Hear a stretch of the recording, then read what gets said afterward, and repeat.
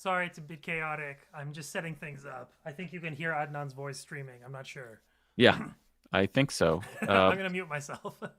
Well, as I said, a force, maybe a force for chaos, but hopefully for chaotic good. And our panelists who are also streaming on their channels as well, Nick Estes of Red Nation. Thanks for coming on, Nick. Thanks for having me, Adnan. I'm happy and honored to join you all today, this morning. Great to see you as well. And it's great to meet Renee from Saturdays with Renee on Black Liberation Media. Thank you, Renee, for coming on. It's great to meet you. Thank you. As always, this is a setup. Jared Ware sends me text messages all the time and then has me jump on things with people that I have no idea, like how I'm on a stream. Like, I don't understand how I'm on a stream with people that I watch all the time. I'm just going to try and not to embarrass myself. And then I'll text Jared Ware later and like yell at him for setting me up. And, we're so thankful that Jared Ball from I Mix What I Like is also on, and for dragooning colleagues and comrades to join us. Thank you, Jared. No, it's an honor. I mean, and similar to what Renee said, I'm honored to be in collaboration with the folks here and in support of this project. So peace, everybody. Yeah, it's a pleasure. Peace. And I think lastly, there's so many of us, it's hard to keep track. Last but not least, Benji from Resistance is Fertile, who will also be joined by his co-host, Sasha Rombouts, later on in the stream. Benji, it's great to have Resistance is Fertile contributing and participating on this very important discussion and fundraiser. Well, thank you so much, Adnan and Jared, for inviting me. It's an honor. I'm like a little fan boy because I'm here on a panel with the people I rely on for honest media, perceptive analysis, new information, and soul-soothing rants. You know who you are. And so it's a joy, and especially because of this opportunity also of being helpful to the people in Gaza today who need more help than ever. So thank you so much, guys.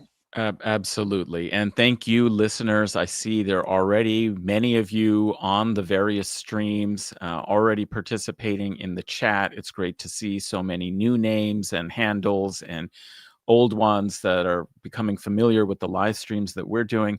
I just want to remind you, you can like the stream, whatever stream you're watching on, you can like the stream. If you happen to be watching on my Twitter feed, you can retweet that, but all the other streams on YouTube, please like it and share it. And,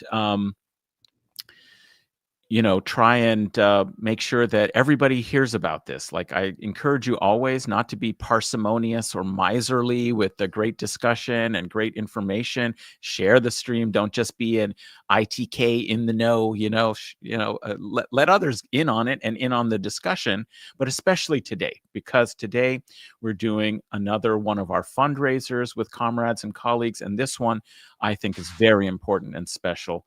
We're fundraising for the Samir Project, and in particular for their mass displacement response campaign. And I just wanted at the very top to tell you a little bit about why and what we had in mind. What is the Samir Project? Many of you know. I'm going to tell you a little bit about that, but we've held fundraisers in the past also for personal appeals. And anybody looking on social media knows there are so many personal appeals for support and assistance, and we have to respond to as many of them as we can. But not everybody has access to social media accounts. Not everybody is able to get online.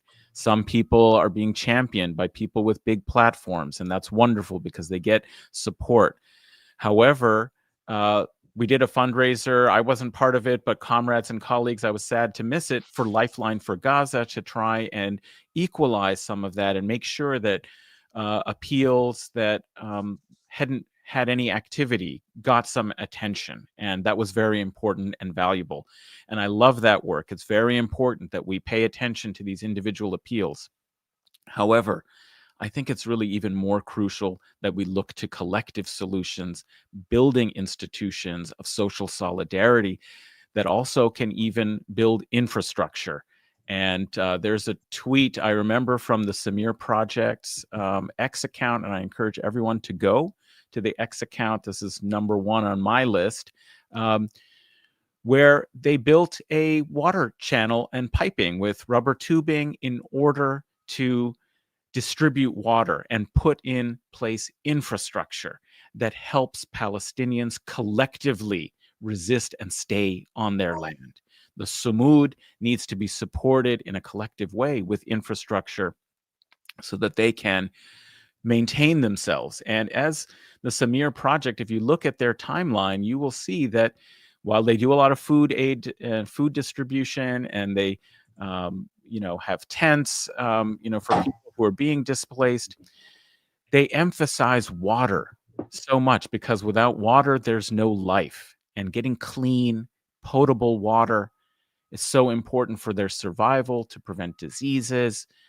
It's absolutely crucial. So they emphasize getting in clean water, and the fact that they're able to build a water distribution project is just a testimony to why we need to support a Palestinian-led mutual aid organization that seeks collective solutions and builds both the infrastructure and the social infrastructure of collaboration and cooperation.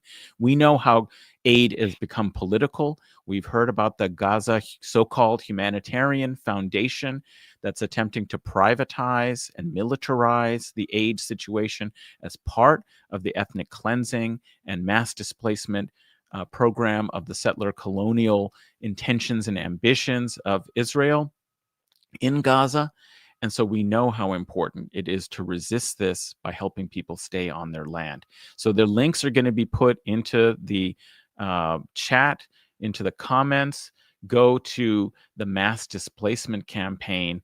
And I just want to say in conclusion about why you have to support the Samir Project right now is that if you see this is the 5th tweet on my list. Last week, September 24th, there was a bombing of the facility, a firebombing and bombing of the facility that the Samir Project uses for food distribution in North Gaza. We need to respond to this. They are still working in North Gaza. There are still many people in North Gaza, and they are attempting to remain on their land. So maybe, Jay, I want to bring you in to talk a little bit about why the Samir Project, and then open it up to all our panelists about what's going on in the world and what we need to be analyzing and thinking about. But again, go to the Samir Project. Links should be coming in the chat, where you can go and support the mass displacement response campaign, which is terribly needed, most needed. If you look on their timeline, that's what's being featured right now, because this is an absolutely crucial need. Thank you, Adnan. That was a great introduction and a great outline of the kind of work the Samir Project does. I was introduced to the Samir Project, I think about a year and a half ago now, by Louis Allday. And I've had Hala Sabah, who is the director or the co-director of the Samir Project, on our platform 3 times, I think, at this point. And, the work that they do is deeply embedded in long traditions of Palestinian mutual aid. The people who, just to be clear about structure a little bit, the people who run the Samir Project are folks on the ground in Gaza, right? They are supported by Palestinians in the diaspora, but they are, they're on the ground. It is not an NGO, right? It is not an official 501c3, nonprofit organization or something like that, right? It is really a grassroots effort. And so they've done all kinds of stuff, like you said, Adnan. I mean, getting water to people. They have set up kind of, I don't know exactly the term you would use for it, but it's sort of like intermediate care. Like the hospitals are so overburdened and obviously are at such a low level of functionality because of all of the sabotage, right, that has gone on by the Israelis, supported by the US, that And obviously beyond that, these hospitals are not set up for a genocide, for the amount of people who will be maimed and killed and disabled, in addition to all of the other health needs, which are all exacerbated by the conditions that people are in. And so they have I think it's the Rifat Al Arir camp that focuses on a lot of, people who have medical needs. Maybe some cases they're working to get them medical evacuations and so on. And in some cases, they're just supporting folks in that space. They've also done community kitchens whenever they are able to. They have not always been able to do that because at certain times the conditions have just been too dire. But that's that bombing that you mentioned that happened last week in the north was of one of their community kitchens, which was still operating in the north, right? Which I think really underscores the importance of the campaign we're talking about today, which is their mass displacement campaign, which is there is an ethnic cleansing process that is going on in Gaza. People have to raise money in order to move themselves out of a zone that they have been told that they must evacuate from, or they will be considered targets, right? And so that is a horrendous situation. It presents Palestinians with a choice that no one should have to make, right? Of, do I try to, stay and remain on my land and risk being assassinated, or do I move my family to the south and hope that I will be able to return?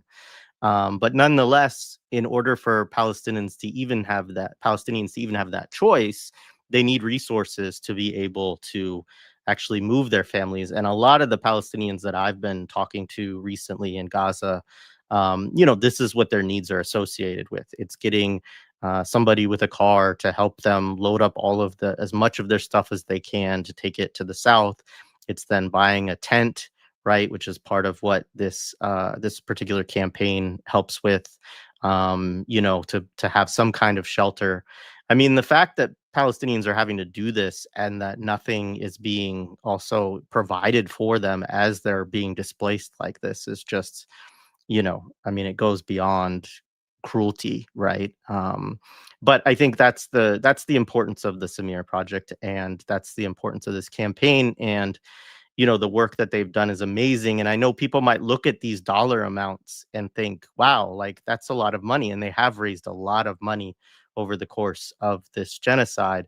But you can see every day, if you look on their feeds, on their social media, like what they are doing with those resources. And when you're providing programming for lots and lots of Palestinians, right, the costs are very high because also they're dealing with price gouging, right? They're dealing with the ways that things get set up so that they can't just buy things at sort of a normal market value, right? I mean, folks have heard about disaster capitalism, right? This is that, like, on steroids. So um, it's just important for people to have that context and to know that they're, an organization that's been operating in Gaza for, over a year and a half at this point, I believe, and just doing amazing work. And it's all been organized by people. There's no, it's not people getting paid big salaries to sit in like some offices in New York or London or something like that. It's going to people on the ground, and all of the workers. This is the other thing I would say is, like, our last conversation with Hala, like, one of the things she talked about was how much the workers just dedicate themselves to this in Gaza, right? They just, it becomes a part of it. It helps give them meaning too, in terms of their day to day and helping their people. And so, yeah, I mean, I think a lot of it also is just about, dignity and supporting people in a situation where that is so hard to maintain. Yeah, I just want to say before we turn it over that is what you just ended on is so important. Dignity.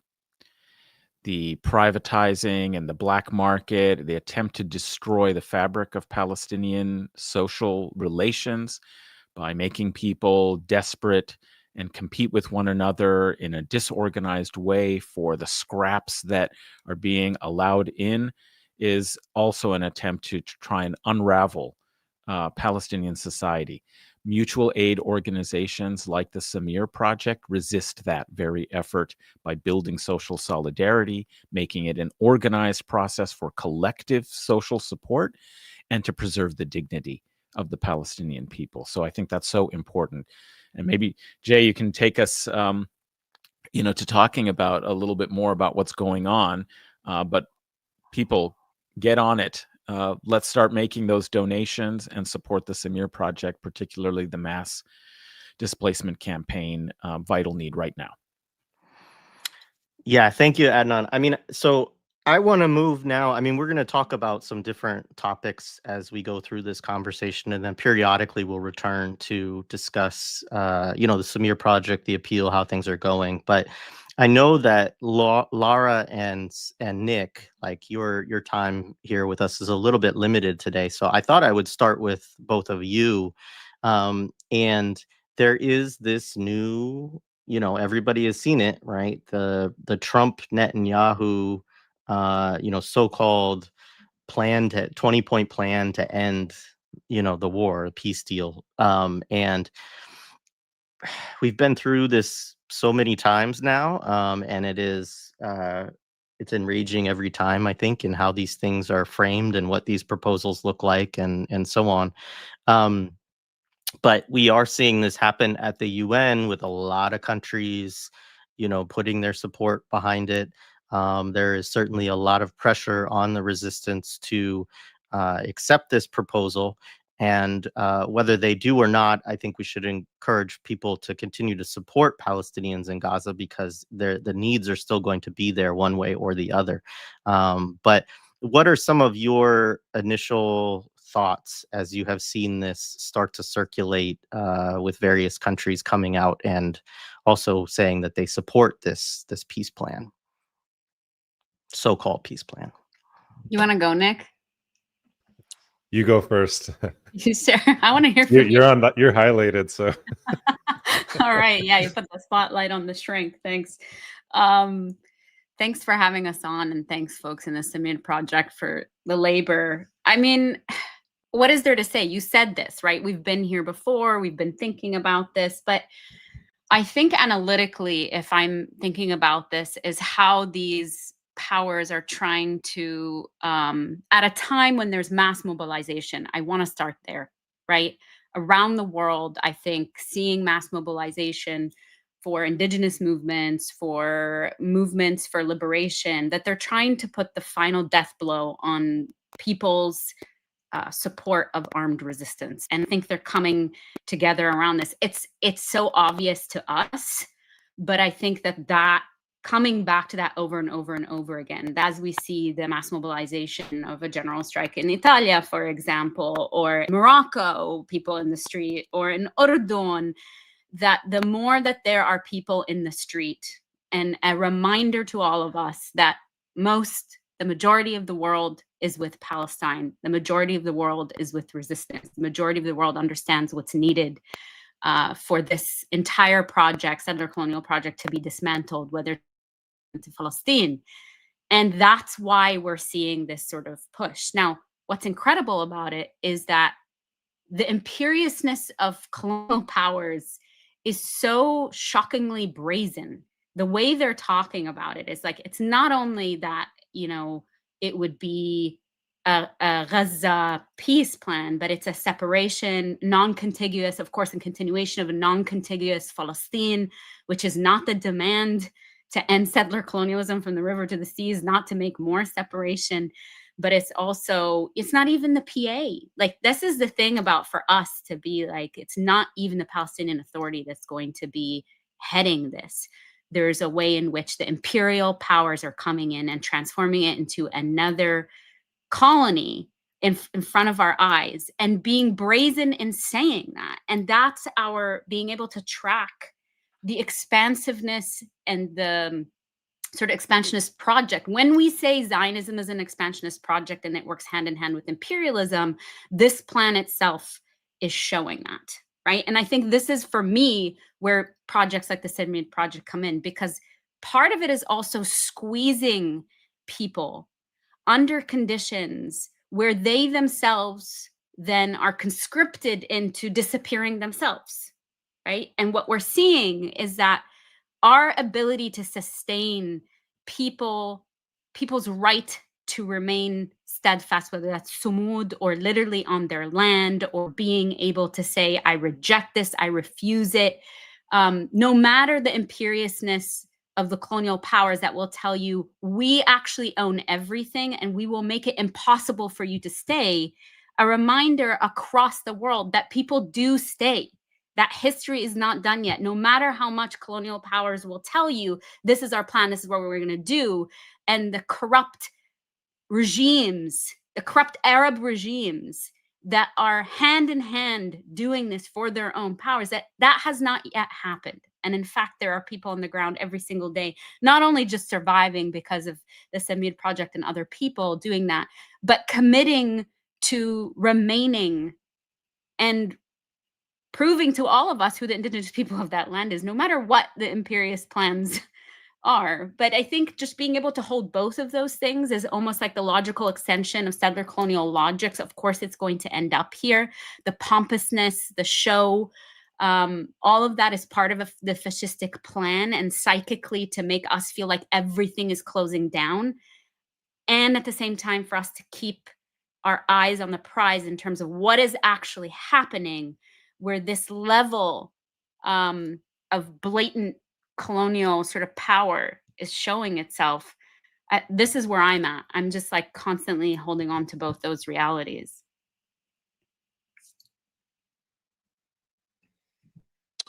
Yeah, I think Lara said a lot that I agree with, and I'm sure everyone else here on this panel is going to say a lot that I agree with. But one thing that, just reading this ceasefire proposal from the Trump administration, it reminds me a lot of, just to kind of relate it back to the settler colonial project here in North America, it reminds me of a lot of the treaty making processes that broke down during the so-called Indian Wars in the 19th century. The United States couldn't militarily defeat a lot of Native nations, so they resorted to, total war tactics. And once negotiations kind of like broke down and there were, ceasefires and peace treaties, so to speak, there were concessions that had to be made, right? And those concessions on part of, the settler colonial elite were actually dangerous in many ways. And, the settler colonial elite actually realized that they can't make these concessions to indigenous people anymore. So then committed to a plan of like full out genocide, right? And so that's what we're actually seeing right now. This is this so-called ceasefire deal is more of a sort of concession that the Zionists can't defeat Palestine, right? After all of these years, after committing genocide, after they're not waging war on, armed resistance fighters, they're waging war on hospitals, they're waging war on schools. Now, I just saw on the Prime Minister, whatever his name is, Katz. I can't remember his name. I refuse to learn their names.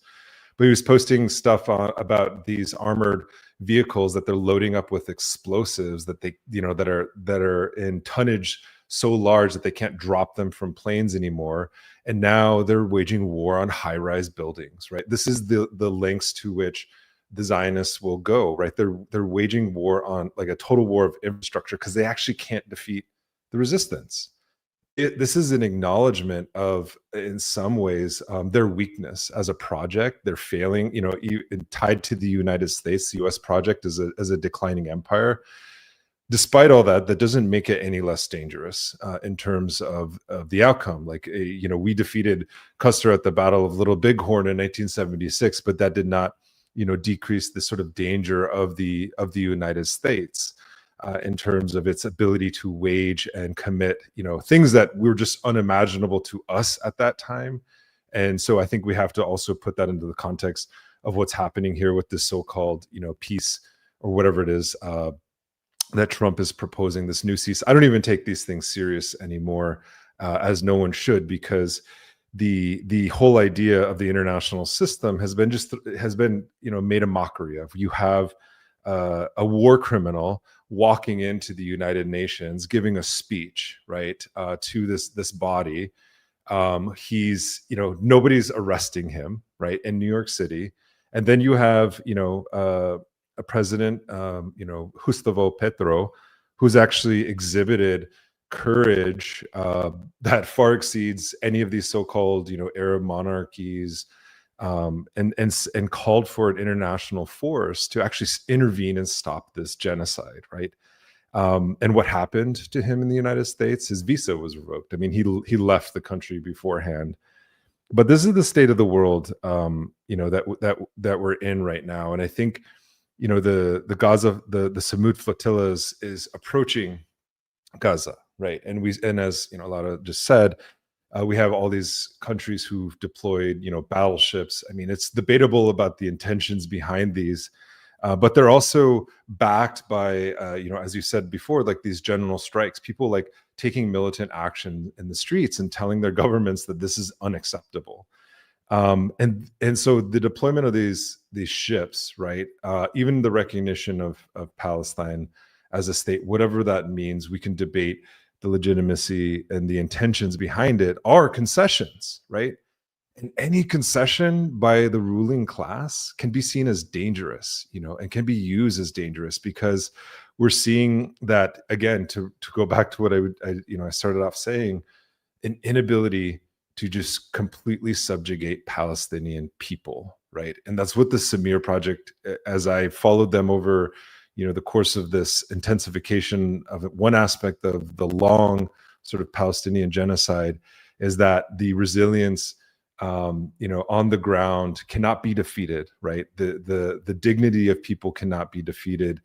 And that's why it's important to fund and to support these kinds of projects, because otherwise, the alternative that the ruling class wants to create in this moment in time is essentially a reboot of removal policies that it implemented against indigenous peoples in this country, allotment policies, right? This is Indian policy 101. Go back and read the allotment policies. All these promises of redevelopment, the grandeurs of civilization will be brought to these savage indigenous people, right? It was a ruse to actually implement genocide and steal land. So that's what we actually have to, see it for what it is, right? And to understand that our support, both intellectually of where we're getting our news and where we're getting our perspectives, has to be with the people who are actually experiencing this, that are experiencing the worst aspects of this attack and genocide. And that's why it's important to, align ourselves, not just intellectually, but also materially with those who are distributing water. Because as we know, in a lot of northern communities in the United States and in Canada, indigenous communities, water is essential, and they're using this as much as they're taking Palestinians hostage. They're also taking hostage water and using it as a bargaining chip. It's literally in the ceasefire deal. It says, once you disarm, we will let you live, and we will give you food, and we will give you water. And that to us has to be an unacceptable demand.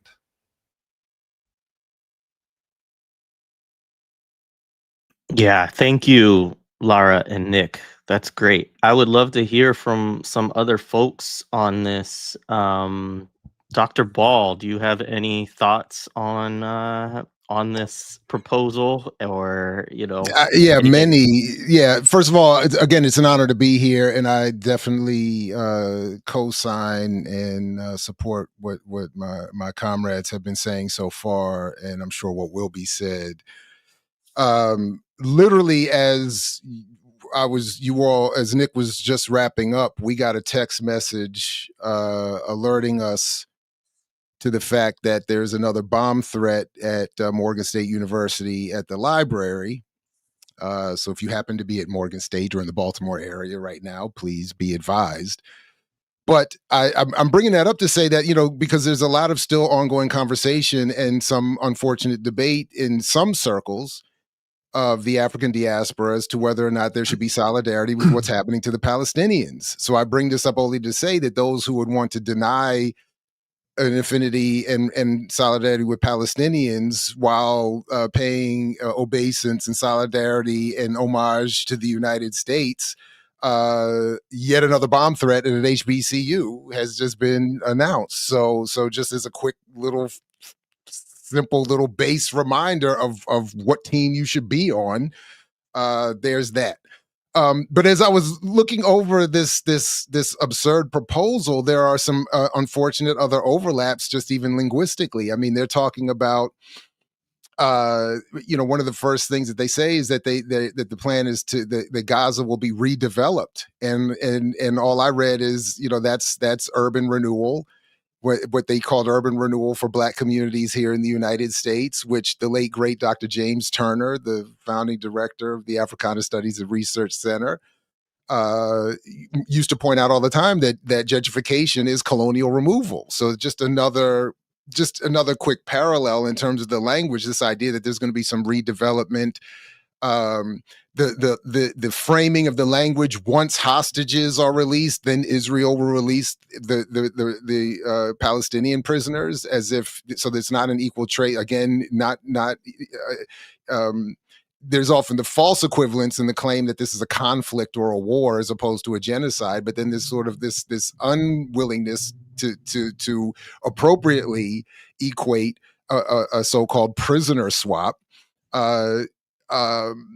The whole thing that Hamas has to give up permanent leadership or political involvement going forward if this is to be accepted, and then once the agreement is accepted, then aid will be released to Gaza. So it's just yet another, again, overt reminder of the genocidal approach to this entire community.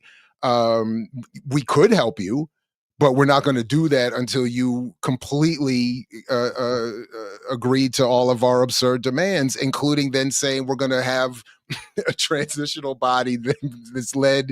I'm sorry to be laughing, but it's just anyway. Led by Donald Trump and Tony Blair. I mean, this is so they're even just saying again, we're going to force this false agreement for so-called peace, and then we're going to put all the empire's spokespeople and leaders right back into authority. More nonsense about tariffs, and again, kind of making the same point I was saying about it. Like, we could help you, but not until you do everything that we say you need to do. Are we going to engage in anything that might be helpful to you in terms of tariffs and access rates, et cetera, and so forth? And then they promise that Israel will not occupy or annex Gaza, when they're saying that they're going to redevelop it in the image of Israel. So you don't have to annex or take over, what you've said you're only going to rebuild in a way that is acceptable to you, with your leaders, with a denial of Palestinian leadership.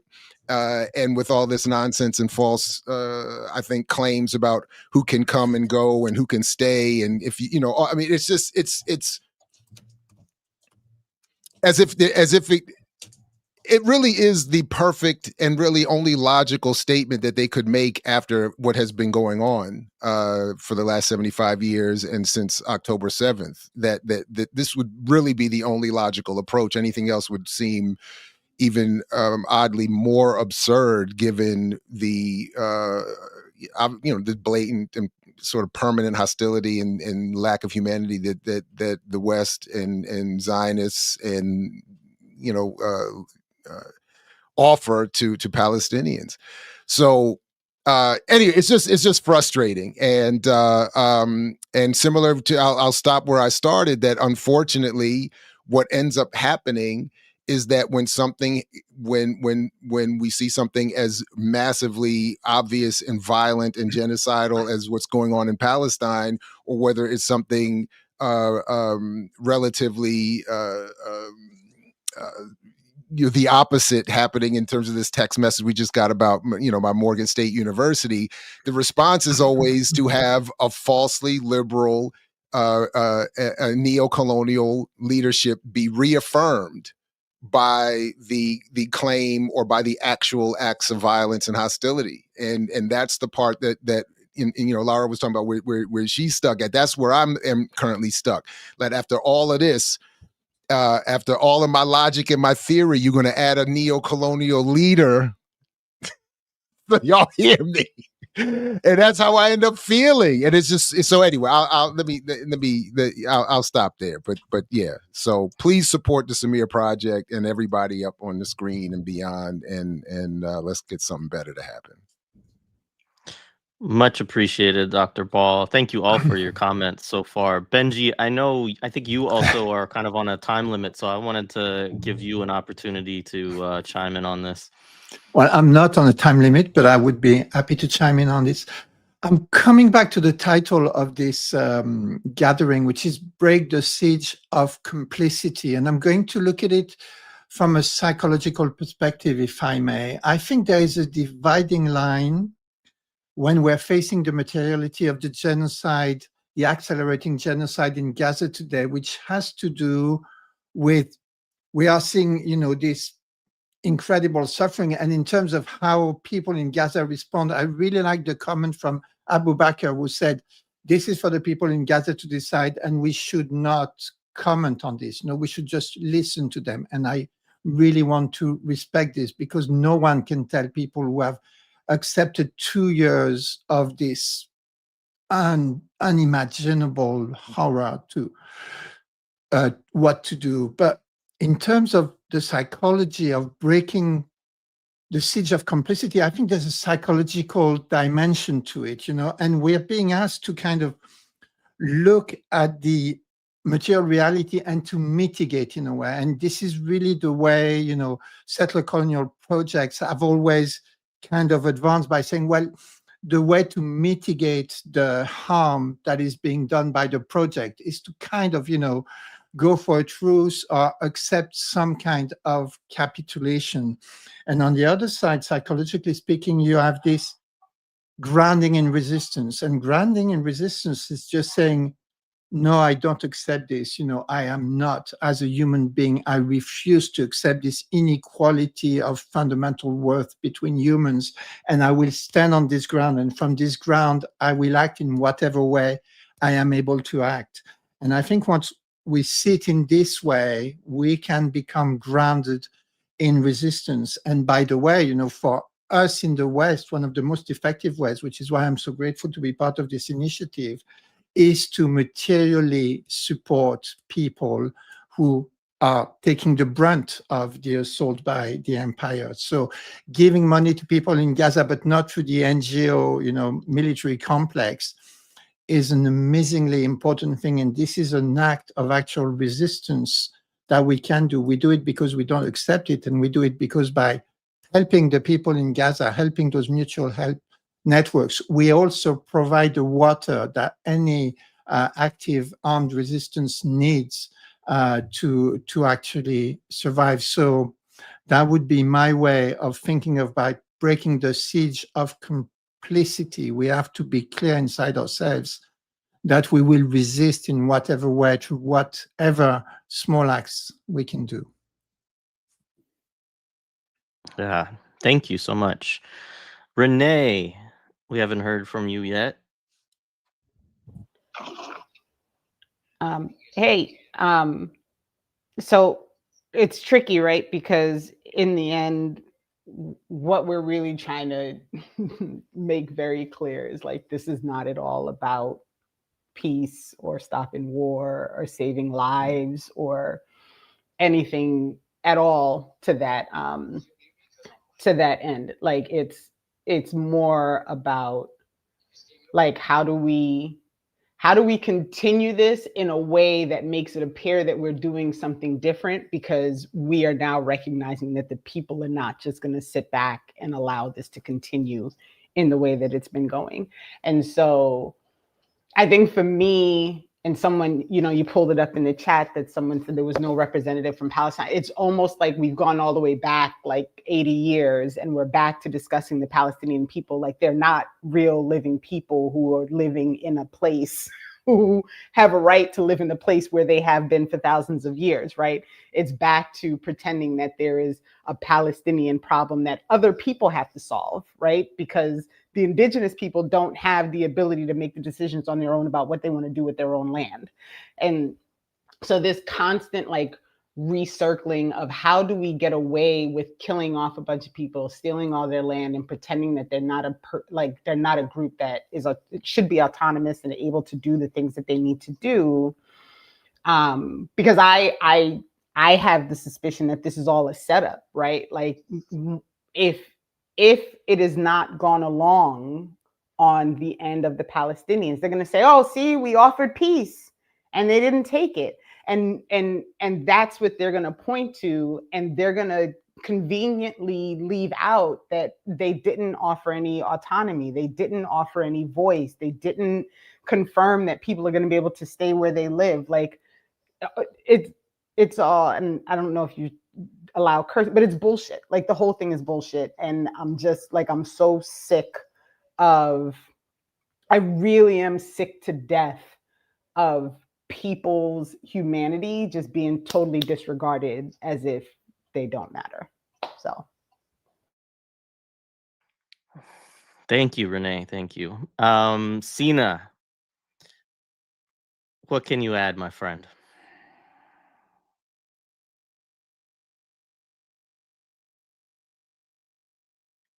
Or maybe you can't, because are you?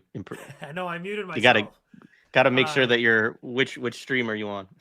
I'm double fisting this stream right now. I'm like a guest and a producer.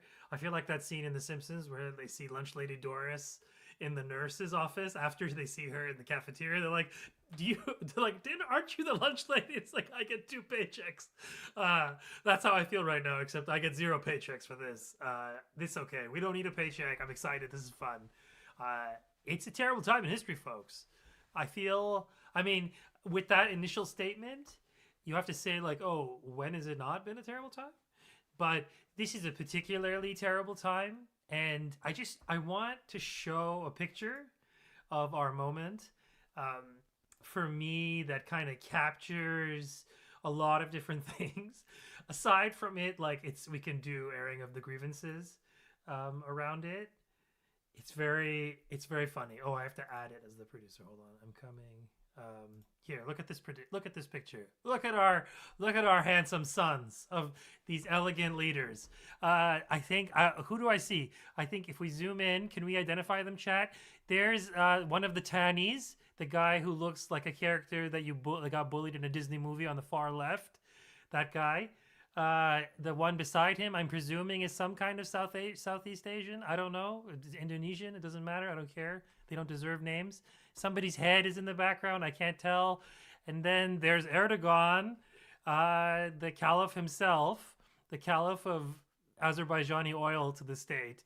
Abu Naranha, Marco Rubio, and I'm pretty sure that's the Tomato King afterwards. So did the Tomato King go himself? He hasn't been anything to do. He hasn't been an episode of Star Trek DS9 in a while, so he's got nothing better to do. And then the last 3, the one is from Egypt. I think the foreign minister of Egypt, and then the other one is the Saudi Arabian guy, and it doesn't even matter. I mean, I think in some ways we have to reckon with a few kind of basics at this moment. We are in the tail end of a process that began, let's say, with the exile of the PLO from Beirut and the gradual, and then the kind of the end of the sort of tail end of the first Intifada, that we are now in a moment of imperial clamping, let's say, is that their plans are all locking into one, whereas the normalization, the ethnic cleansing of Palestine, the final solution, the Zionist final solution, is now in its latter stages. Okay, because 1948 was the seed they planted, was like the big debut, but they didn't finish the job, to use their expressions, and they got themselves into and they didn't have the numbers, they didn't have the resources to finish that job. Is that this this audacious project, which harkens back to a kind of 19th century naked land grab, displaced in the second half of the 20th century, which is, itself a kind of anachronistic gesture. But let's say in this post-colonial moment, they build a time machine to go back in time. Doc Brown, Ben Gurion, and goes back in time, creates a new time zone for this Israeli State project where you can just do something like that and make it stick and make it work and legitimate it. And they've been trying to make this project legitimate for 75 years now. Okay, they weren't a legitimate project. They became one with the help of the imperialists. The imperialists have been the key force in their growth this whole time. They didn't have the population stability, nor did they want it. They didn't want the sort of their social flotsam of Europe to come join them, at least not all of them. This was a kind of social engineering of a certain class of settlers. But their Jewishness at this point is so irrelevant because this Palestine story, is a chapter is let's say like one condensed version of a wider story, right? Which is settlers invading indigenous land and ethnically cleansing and genociding the indigenous inhabitants, the real inhabitants of the land. And this is a wider story, and how it unfolds across the earth, and it's of course European settlers, but how it unfolds across the earth has been uneven. Obviously, it couldn't have just. This is not like, Civ, where you can just expand and push a button, right? Is that it took time for this European imperial project to expand. And in a way, this Zionist project is its apex.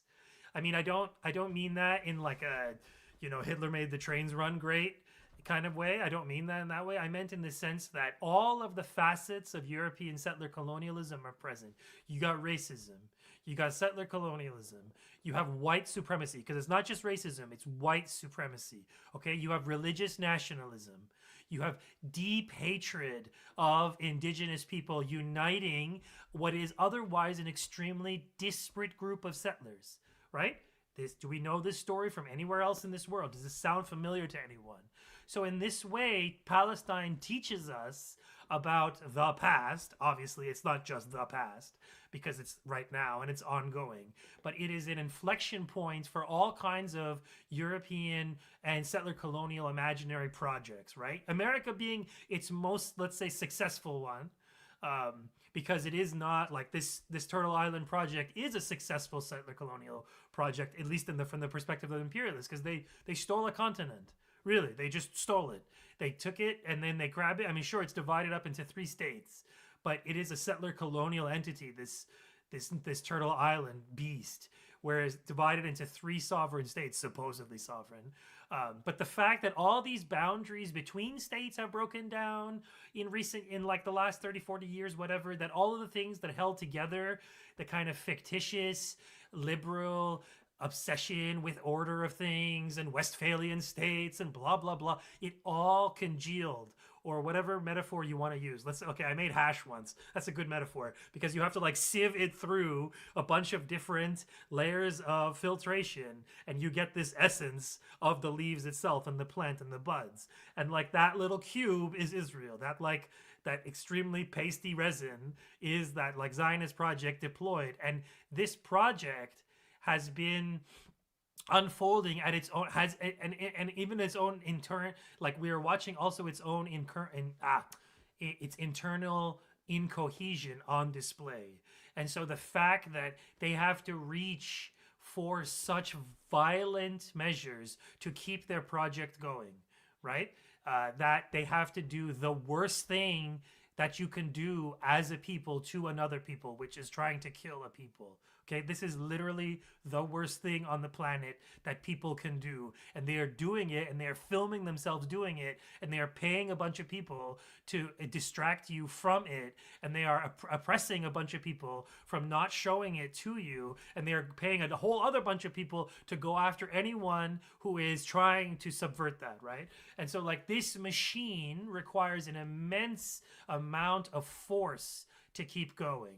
And the fact that we've reached this point where all the Quislings, they got all the little brown Quislings into a room to laugh at them, to mock them, where they had to sit there and listen to the rambling nonsense of this diseased orange cube of nothingness and hate.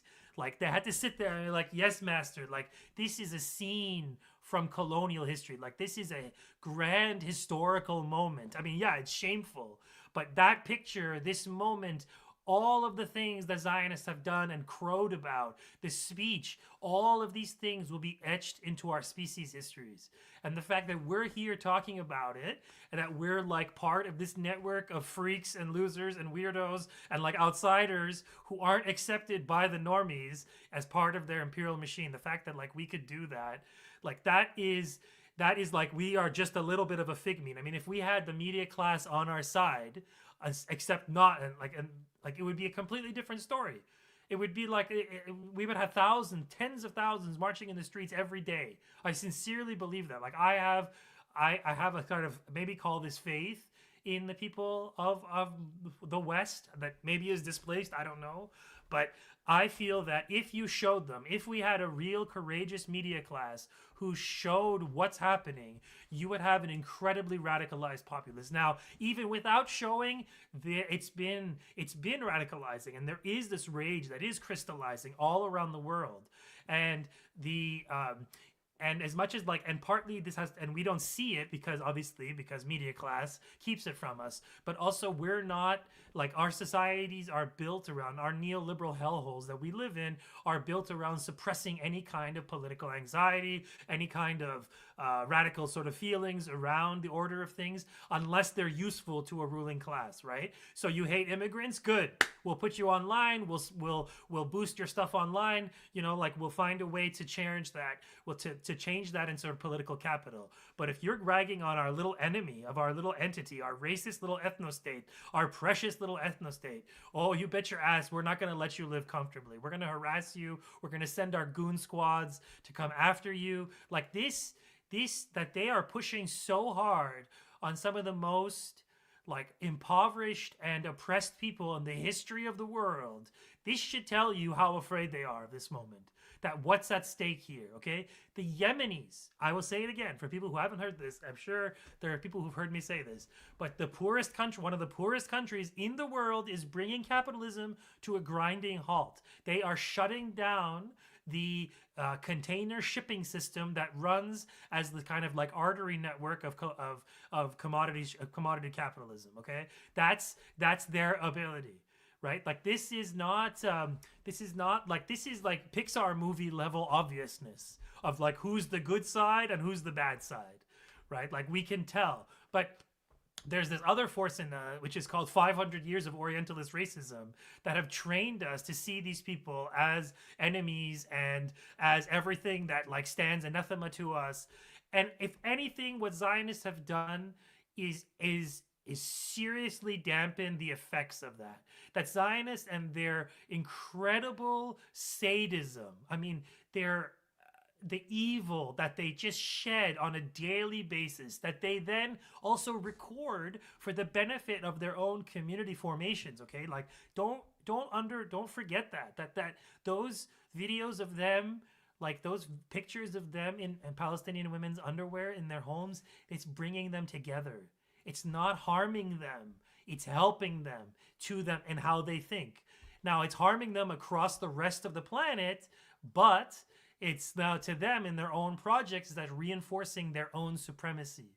So that this is that they're reaching to this depths to pull this out. And I mean that the Netanyahu speech, the flotilla, Gustavo Petro, this is not as an Iranian, I'll tell you what, like the feeling that, man, it's you against the fucking planet on this entity. That all of the fucking people are aligned with this entity. It feels like finally the states of the world are catching up. Obviously, there were other states who felt this way that expressed resistance to the entity. But finally, like, they're acknowledging that the fucking tankies were right. That this beast, this monstrous beast, needs to be ended. And the people who are going to do it are labeled as regime, okay? That's it. Like, that's the game here. Okay, so, like, I don't know. I'll end with this. That's a big rant I had. I was saving this one up. But like I've been recently talking to somebody as part of a co-project, and for all intents and purposes, he's a liberal Zionist. He doesn't know his own politics, frankly. He's a nice guy. He's sort of, in a weird way, family to me. And so I can't just do what I usually do, which is like, I'm not talking to you, goodbye. And I've been having this problem of telling him, like, look, dude, look what they're doing. Like, you can't exist in this middle frame that you're in where you're decrying what Zionism is doing, but you're too afraid to walk away from it. And I feel like there are a lot of people in our society who are in that position. A lot of liberal people, frankly, who find themselves unable to resist that urge to be afraid of brown people, and also that they can't just, like, but they also see the reality of, like, who are the baddies. So this is, I feel like we are here to do that. We are here to pull that. It's not that our political class will never turn on this entity. They have too much. I think one of the chat comments basically said they have too much dirt on these dudes in that picture. Imagine what they have on those dudes. Those dudes will never give it up. They will die before they change their positions. Like Erdogan, all of them, they will literally die. Yeah, that's the quote. I really believe compromat is behind this. We shouldn't use compromat. We have a word in English. It's called blackmail, but fine, we'll let that one go. I can't believe compromat is really behind this. I haven't read I haven't read Blumenthal's Goliath yet, but when he talks about the IOF sexually servicing U.S. kids on birthright, like, I don't even think it's just Israel at this point. I think there is this web around the world. Epstein exposed it, and sure, Israel is like a key hub throughout all of this, but we are talking about a ruling class, a global ruling class, and they have decided now that this Gaza problem is time to nip this in the bud. Okay, this is it. And so I am actually terrified of this moment. I'm terrified. I'm literally terrified. And I wake up every day and I was like, is this the day? Because it's the unstoppable force meeting an immovable object moment, and that picture, I think, portends something. But we'll see. I hope I'm wrong. There we go. I promised at the beginning that we might get a Cena rant. We did get a Cena rant, and as many are saying in the chat, it was just what was needed, healing and medicinal. So thank you, Cena. I would say your sound is low. Oh, God damn it! And you're the producer, so no one tells me anything. I mean, but I think said it. Here, I think people managed to hear it. They probably turned it up, so I'm trying to speak a little softly while people lower the volume. How about this? Is this better? That's better. I can yell harder. All right. I'd like to yell. But during the course of Cena's unstoppable and necessary rant, two of our comrades had to depart. So we say goodbye to Nick Estes from Red Nation and Lara Shihai. They would both say, please give generously. This is a fundraiser for the Samir Project, especially its mass displacement response campaign. Please go make a donation right now if you can. And also they would say, tell your comrades, colleagues, friends, even your enemies about this live stream. Like this stream, whatever stream you're on. If you're watching on X, you can retweet it. But let's make sure we still have a little ways. We're at basically the halfway point of our planned online live stream fundraiser. And so there's plenty of opportunity for people to give, and also a great discussion to have in the second half. And so I'm delighted to say is that we have reinforcements. We have two who depart, but one who comes in. Sasha Rombouts from Resistance is fertile. Welcome, comrade. It's great to have you on. And I want to give you a chance, maybe just to say hi, and then we'll have an update from Jay at the top of the hour now about how we're doing in the campaign. But welcome, Sasha. Nice to be here. Every resistance needs good reinforcements, right? But man, coming in on that rant, someone has to splice together Cena's best rants, I reckon. Because I think my favorite one, there was one a little while ago, and he just started talking about how they deal in blood and drink blood and trade in blood. I'm just like, wow, it's a whole other level. Amazing. So I can give an update. So since we have been on the air, $9,076. Well, 9,000. I see it in pounds. So probably $10,000, right, in terms of the the ratio there. But yeah, so that's great. When we actually maybe more than that now, because it keeps updating. But yeah, no, that's right.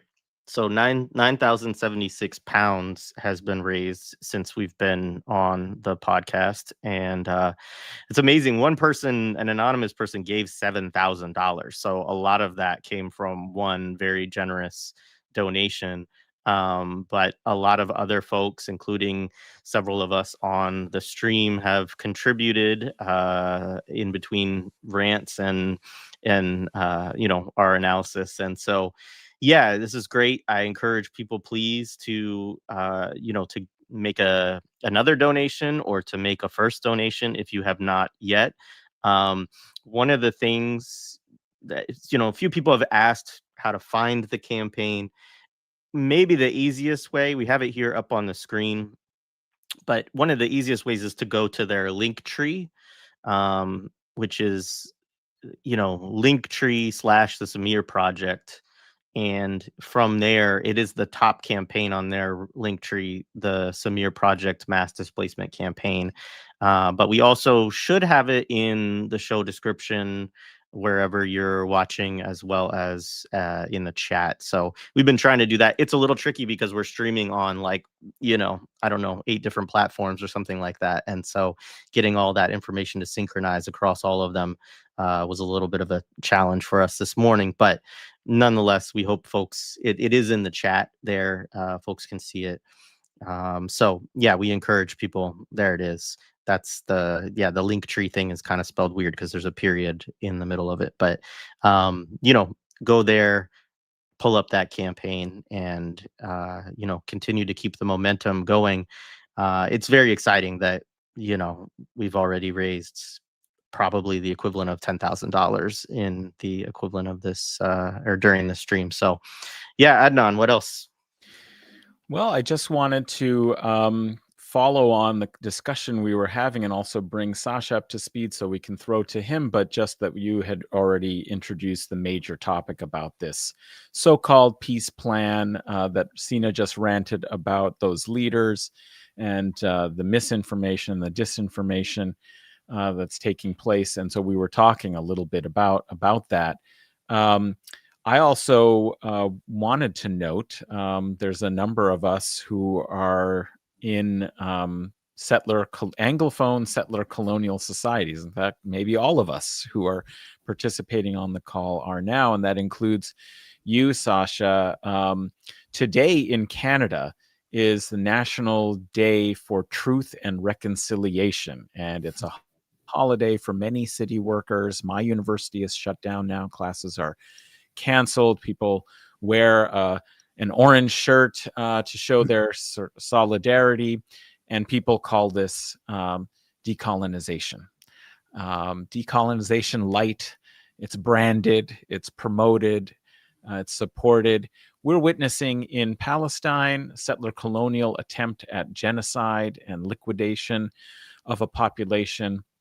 We're supporting the Samir Project, not only because they're a mutual aid society delivering water, food, tents, and other assistance, but because they are creating the social solidarities that in the future will also be important, especially given what we've been talking about with the whole aid and reconstruction bamboozle, the plans that people are making for the future of Gaza to privatize make it a Gaza Riviera like the Trump plan, which essentially this, Trump peace plan is proposing.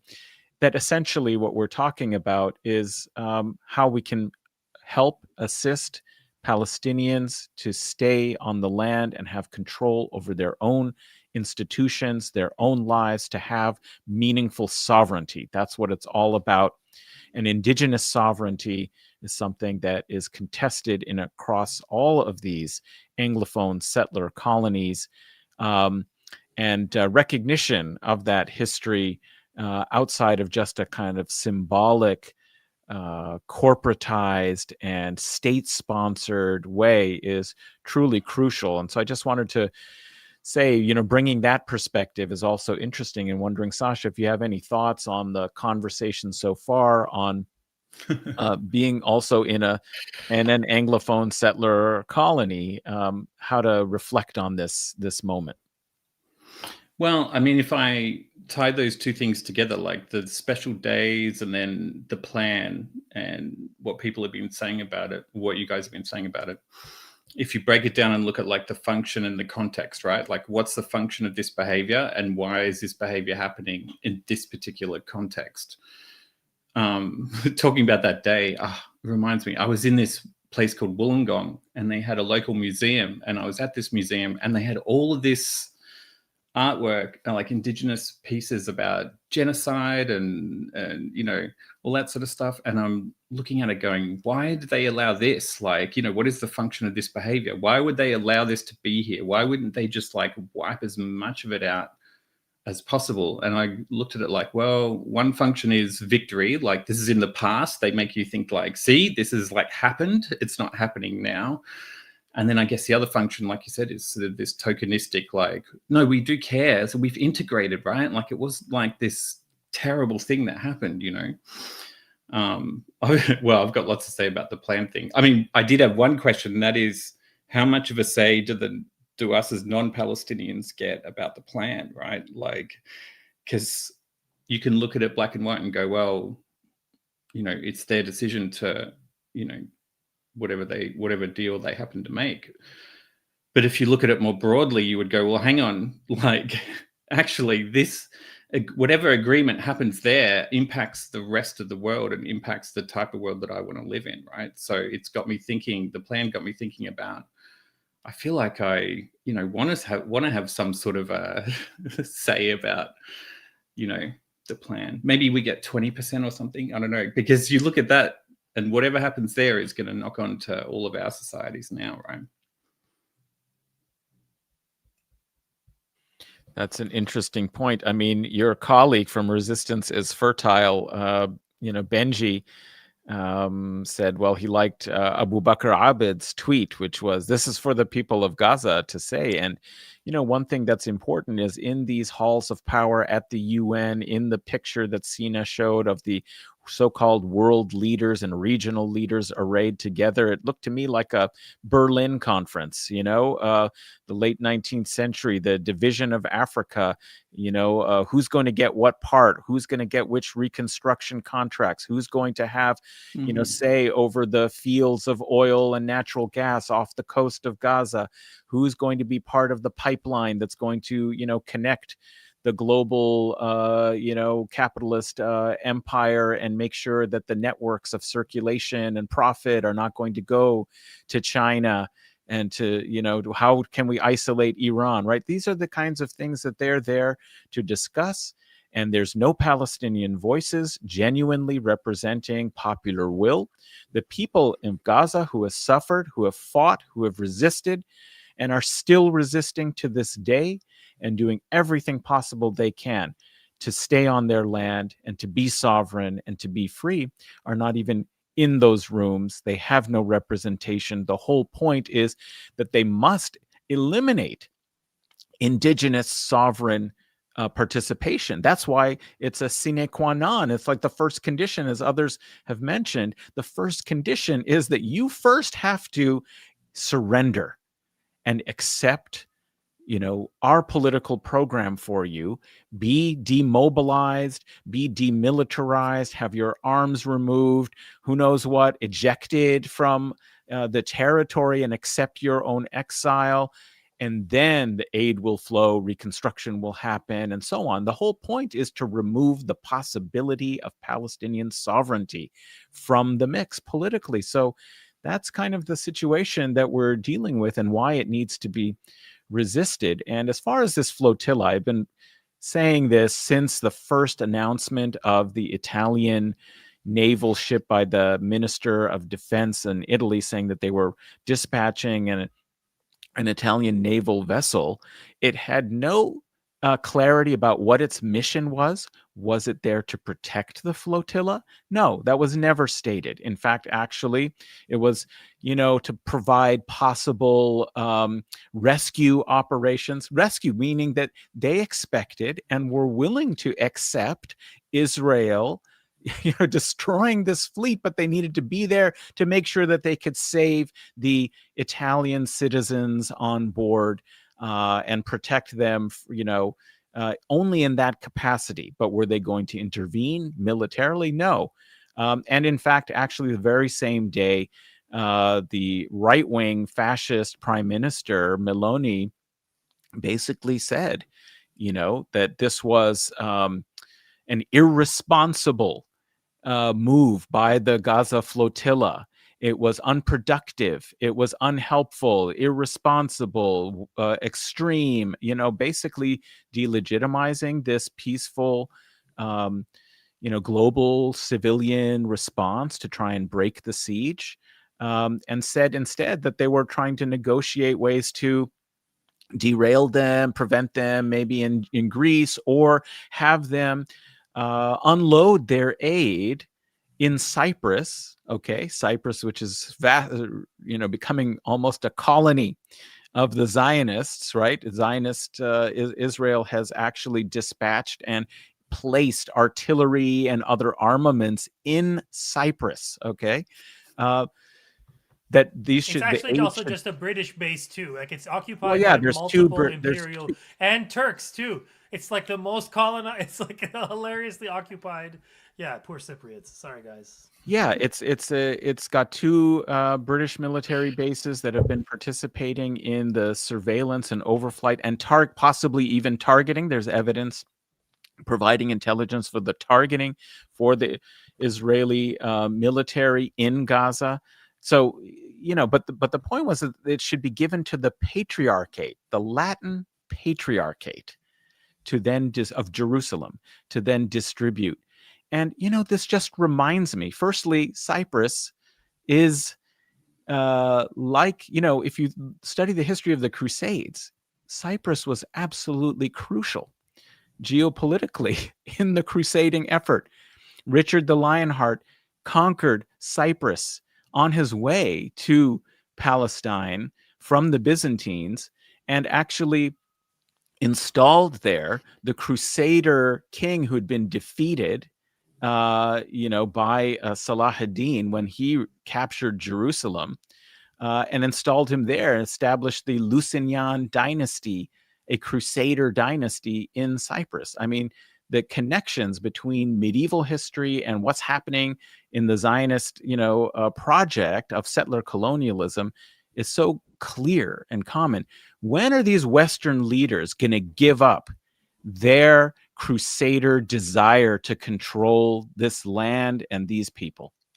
That's my kind of big question, on it. But there's a lot to talk about, and that was just a brief kind of, and not as great as Sina's rant, but as a historical rant. And who cares about medieval history after all? Except that when you look at it in a deep way, you see these recurring patterns of Western imperialist imagination and fantasy, and that's the world we're living in, is the legacy of that. We have to combat it. We have to learn about these deep roots, which help explain why it is, as Sina said, the entire Western political elite is completely committed to the Zionist entity. Why? Because it is a Crusader entity that they have imagined and been attempting to establish to control West Asia and trade through there and its resources for hundreds of years. So this is a long struggle. Let's support the Palestinians who are at the vanguard of fighting against Western empire. Who should we go to? Sorry for that. But we haven't heard from Jared and Renee in a while. Let's see if they have any thoughts or other issues that they want to bring up, about what's going on right now in this crazy world of ours. I love this thing that J-Dub does where he just throws you on blast. I'm not the producer today, Renee. No, I didn't do that. I mean, I actually appreciate the history lesson. And I love a good Cena rant, to be honest. I feel often like a crazy person. Like I'm sitting and watching things happening and trying to understand, like, is everyone watching this and thinking like, what the fuck is happening right now? Or is it just me? Like, am I alone in my utter like confusion with the caucasity of like Trump to stand around and determine like what another country is going to do? Like, Trump can tell Israel what Palestine is going to do. Like, is no one putting this together to say, like, how is this person who can't pronounce like simple things, like, why, like, how did he become the speaker of like what's going to happen for the future of an entire population of people? And really, like, reading through these documents and reading through like the articles and really understand, like, I hope people are understanding the utter horseshit that is being sold here as a peace plan, right? You cannot sell peace while telling people that they cannot live their lives the way they want to live their lives. That's how we got here, is by this group of people going into an area and determining like, well, we're just going to take this place over and we're not going to pay any attention to the entire population of people who already live here. And so, as I read like the breakdown on the BBC, and that's pretty much all I've had the time to do, and noting that they like casually throw in that, like, well, there's a line in here about this potential future for Palestine to, become its own state. But then later on noting like, well, Netanyahu said that this is off the table. We're not going to allow this. And wondering why we're even having this fraudulent conversation in mainstream media about this potential possibility that this group of people are going to be allowed to be autonomous and to, to make their own decisions and rule themselves.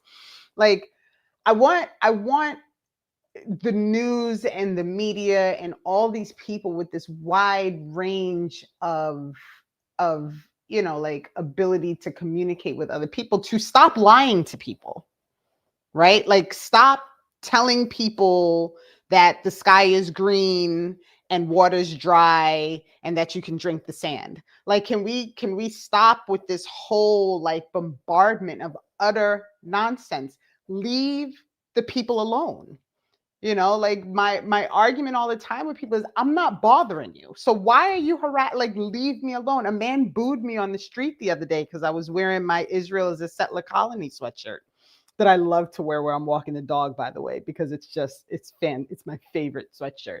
And this man like waits until he's far enough away that I have to wonder and starts booing me. And I'm like, you didn't even have like the fortitude to do that when you were a foot away from me, right? Like, I can't even respect you with that. Like, at least boo me to my face if you want me to take you seriously, right? And so, I'm watching all these things, and I live, for folks that don't understand, have no idea who I am, I live in New Jersey. And on the floor of Senate right now in the state of New Jersey is this attempt to make the IHRA definition of anti-Semitism, the state law. And then there are all these things that are following with that. A group of people are being currently sued by the Trump administration. I just found out this morning because they got mad that they showed up when they were selling Palestinian land to people who live in New Jersey. Like, why are you in New Jersey buying the land that belongs to Palestinians? It just, we're all in like the upside down. And I just, like, I really wish we were in a space where you could at least rely on the people with the most reach to just tell the truth. And that's not even, it's not an option. It's not a possibility because they're all bought and sold by the same people. And I just, like, it makes me want to scream. Like, I just want to scream and just like let my head explode all over everything because I just can't. I can't. And I don't know if my rant's as good as Cena's, but I needed to do it. Sorry. No, that was really good. And I have a way to bridge it to Dr. Ball here because I think, like, I mean, what you're talking about is it is related to what Sina's talking about, which is like the ability to narrate, right? Or to define, Huey P. Newton talked about power as the ability to define phenomenon and make them act in a desired manner, right? And you look at this so-called peace plan, or you just look at the language that's used across so-called journalism, to describe the various actors involved in it, the resistance, the Israeli settler state, the US's role, all of this. And it does make you feel crazy because everything is upside down. Everything. I mean, the point that actually stood out to me a lot is just point one in this 20-point plan as far as what the White House has been communicated. This is actually not the whole. We don't actually know what's all in the plan that's been that would be communicated to the Palestinian resistance to review. But point one in what the White House gave the media was Gaza will be a de-radicalized, terror-free zone that does not pose a threat to its neighbors. Right. And so, I mean, on one level, you can say, well, when has Gaza ever posed a threat to its neighbors? Right. Like, and then you have to say, oh, well, who are the neighbors? Like, we're not talking about the other countries in the region, right? We're talking about the Zionist settlers who have decided that Palestinian land belongs to them, and so, it just all of these linguistic tricks that are done that are made normative, right? That we have to deal with when we're reading something like this. Because And on its I'm face, sorry, Jay, but real quick, like, are they serious? Like, who is bombing the neighbors? It is not Hamas. Like, can we be serious right now with this utter horseshit? Like, I can't. This is why I get annoyed. I can't. But that's the gaslighting part of it, right? The gaslighting part of it is that everything they say in that should be applying to the opposite side, right? Like the actual plan is much simpler, which is if you dismantle the oppressor, you don't need to talk about aid because there is no aid because the Palestinians will have sovereignty and they can decide what they do. You don't need to talk about prisoners because the Palestinians will own the prisons and run the prisons. They just have to make sure they get the codes handed over like on their way out, right? But that's why it's gaslighting. No, absolutely. But yeah, to kick it over to Jared Ball, I mean, just how do you assess our media environment right now, Dr. Ball? So first of all, I don't think any of us should have to be held to a standard of rants. So that's just unfair for everybody. We should all be absolved of that. First of all, secondly, Jared, you and Adnan pulled out of the nonsensical rundown to the two pieces that I wish I had remembered or focused on myself.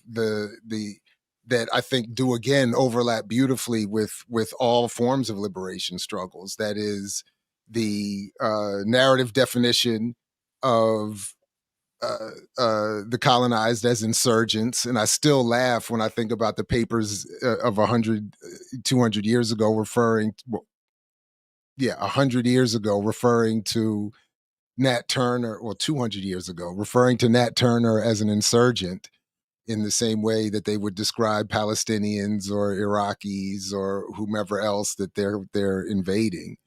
And then Adnan, you brought up the other one about demanding the Palestinians disarm themselves. So you have and Renee also. I mean, everybody's. I mean, the whole thing is hilarious. Like who in that region is on a daily or any basis or at any point saying, "Oh man, I feel threatened by Hamas and the Palestinians. Their existence is threatening to me." So for even the language to say that the neighbors, and even to use that word neighbor, we're neighbors now. what kind of relationship does that mean to convey? It's all absurd. Like what kind of so I mean, Renee, I know you always get in trouble. People always get mad when you laugh, and I'm laughing now but there is almost no other appropriate public response that would be allowable on YouTube. Which gets to the last point that I wanted to make to this question that you raised about the media environment, that our media environment, and the one point I wanted to make before we wrap or today at least is that our media environment is also designed not only to rebrand and redefine the narrative and the people involved, but to discourage particular forms of response. So I do want to encourage we on screen and those in the audience to find new ways to materialize our collective disgust, whether it's an electoral plan, some other non-violent, peaceful, direct action style of protest, something that, because whatever we do, it has to be very much different than what we are doing. It has to be much more disruptive. Otherwise, to the points raised and questions raised earlier, those who are doing this, they have no interest, they have no desire, they have no, as Dr. King said, they're not psychologically organized to distance themselves from this colonizing imperial behavior. So when will they stop? They would have to be made to stop. And so if we can just do that with organizing our vote differently or some other, of course, nonviolent direct action type of behavior, that would be great. And otherwise they're going to continue. And then the only other piece that I would want to say when the question is also raised about why is this happening and why the interest in the region, yes, resources are very much a part of it and the extraction of labor. But the more I've been paying attention, at least the more I am convinced in speaking of narrative, in the religious mythology and the politics associated with that are a lot of the foundation for people's willingness to support what's happening to the Palestinians. And I don't think we can discount that as much as many of us with a materialist approach of form or fashion focus appropriately on the extractive aspects of this. That immaterial piece of that is really, I think, playing a major role in why people are supporting this as much as to the extent that they do. So, but to the extent that the mic doesn't come my way again in this collaboration, this in this gathering, I really appreciate what you all have been doing, and Adnan, you putting this together. And I really hope people do check the links in the show description and elsewhere to support the Samir Project. And that, again, who are here gathered and however we are showing up, find more aggressive ways to materialize, again, this disgust that we have with what's happening. Yeah, thank you. Thank you. Let me give an update on the campaign, and then I think we should hear from Sasha and Benji maybe a little bit more. So I have it now at 10,818 pounds, and I found a quick little conversion, which to US dollars, just for those of us on the thing that are, more familiar with that. But it's basically about $14,500. So that's what's been raised during this live stream. Now, obviously, some people may have given that are not watching this live stream, but we're going to claim everybody who gave over the last couple hours for our own. Obviously, They definitely. pick the vibes. At The least vibes. 7,000 pounds donor. That's definitely, one of ours, right? Yeah, absolutely. So, I mean, amazing, folks. It's wonderful, and I'm grateful for Adnan, you helping, and everybody joining on and putting this together. That we were able to, help bring more resources to this vital campaign. Helping Palestinians be able to relocate their families amid bombardment and forced displacement. So so Sasha and Benji, maybe Yeah. Sasha, we didn't we let you say a few words when you came in, but I'm sure that you have other things that you would like to add, and you and Benji can kind of maybe take the floor for a bit. Well, bouncing off what Jared was saying, I've been thinking a lot about stories lately, right? Like like what Susan was saying, we just covered her in our episode about the importance of the narrative battle and how the battle for story is so important. So on the one hand, they try and stop the resistance from developing a coherent story, a coherent narrative, and they try and delegitimize it, make it illegal, make it terrorist, make it, this, that, and the other. But on the flip side of it, they don't have their own stories, so they sort of have to create stories, which is where sort of Hollywood came from, right? Like, if you think about it. And maybe that's the thing with that fusion of religious mythology and the political thing, is like they really just don't want to let go of their stories. Like, even when you see the right-wing people turn a bit on Trump, they still maintain this sort of core rigidity, attachment to their fundamental sort of belief system, you know what I mean? So when you were giving the update on the fundraising, I think we have to see that now that we get people making £7,000 donations as a result, of course, of our words, we know APAC is done for, right? So let's celebrate that and have more. But I think, Adnan, you were giving the very broad historical brush, and I want to go micro-historical. I think the timing of this peace initiative is extremely important. When we look at the context of the timing, it comes at a time when we saw the flotilla is approaching Gaza. It comes at a time when the Gustavo Petro initiative, whatever one thinks of it, but is still trying to get international support for Salvation Army, as he calls it, to go and stop the genocide in Palestine, and getting some traction.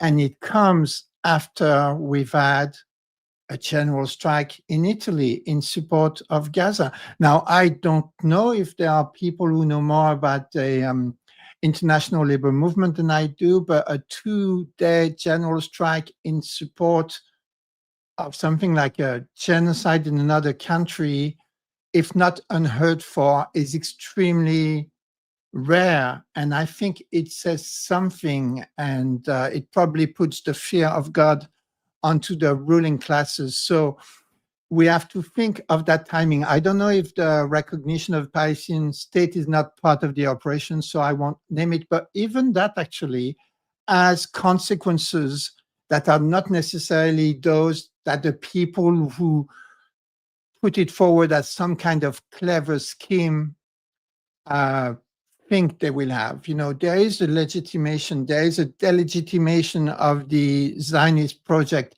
everywhere. When we think about the level of propaganda we've been fed, those of us who still subject ourselves to watching the MSM, thankfully I don't do this, but we go crazy because none of that information is out there. And in spite of this, majorities are returned absolutely everywhere, especially amongst young people, against this project, against arming this project, in support of not just the Palestinian population, but in support of armed resistance. The actual numbers of popular support for the armed resistance in Gaza are unbelievable, especially when you look at the campaign of delegitimation.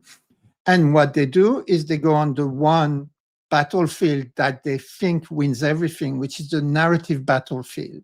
And here there's something happening. I think it's almost world historical, in the sense that, and I said it a few episodes ago, and Arnaud Bertrand on X did a long article on this. I think it's kind of the final battle in terms of Western philosophy between idealism and materialism. Idealism today is represented by those people who actually think that you can narrate your way into victory. They think it's so much that they've totally deindustrialized. They can't produce weapons anymore. They can't produce anything, steel or whatever anymore, but they can produce bullshit. They can control the social media sphere pretty much all over the world, except behind the Great Wall of China, cyber wall, which is the best thing they ever did, by the way. And it's being tested, and I think when you come to the test, I'm a materialist. I think the materialist side will win it because they've lost economic supremacy to China. They've lost military supremacy to Russia, China, Iran, even as Sina was reminding us, to Yemen. They have lost naval supremacy to Yemen, the poorest country, one of the poorest countries in the world. So the materiality is biting them on the backside. And then they just come with one last narrative offensive. But the idea of peace was described already by Tacitus as they make a desert and call it peace. But they have turned Gaza into rubble, but they haven't made it a desert. If you look at the plan, it's all about getting rid of the tunnels, getting rid of the arms factories, because they get it. The arms are being produced by the indigenous population. There is no desert. And there is no peace because they have to ask. I mean, after 2 years of the whole Western world giving its everything to these guys, to the point that, they have more explosive than they know what to do for. It's 8 Hiroshimas today. After 2 years of this, they haven't been able to defeat this indigenous resistance. They haven't made a desert. And they're still trying to call it peace. And they want us to buy into that story, into that narrative. But the fact of the matter is they haven't made peace. And I personally believe the resistance will not accept this so-called peace plan. And it will carry on. And we need to steel ourselves for it. We need to support materially in every way that we can. We need to organize in whatever ways we're able to. And remember this thing, that this is a narrative battle on the side of those crazy people that think they can totally create your reality by just bullshitting your way, and the rest of the world who know there are some material realities that trump everything. Talk is cheap at the end of the day, but it's the reality. It's the people standing up saying, we won't have this. We are not buying into your stories anymore. And we are not acceding to being subjugated to you. We've had it with this narrative that there are some people that are more human than others, and some people who deserve dignity and equal rights and worth, and some people who just deserve to be exterminated, shut up, and be told what to do and treated like children, transitional to what? Until Palestinian people become fully adults? What is this bullshit about?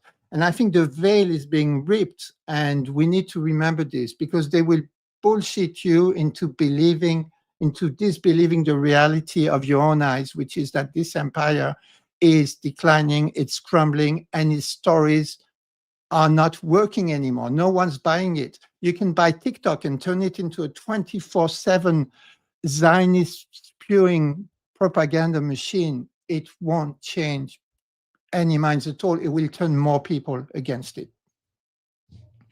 And that was my attempt at ranting. Pretty good, Benji. Yeah, Pretty okay. good. I'm getting there. I'm in training. Training. You've got a great master in Sina, so you're not worthy of the master, of course. Very good. A number of things that you brought up there. But I'm wondering if anybody else would like to respond or react before we get to another update.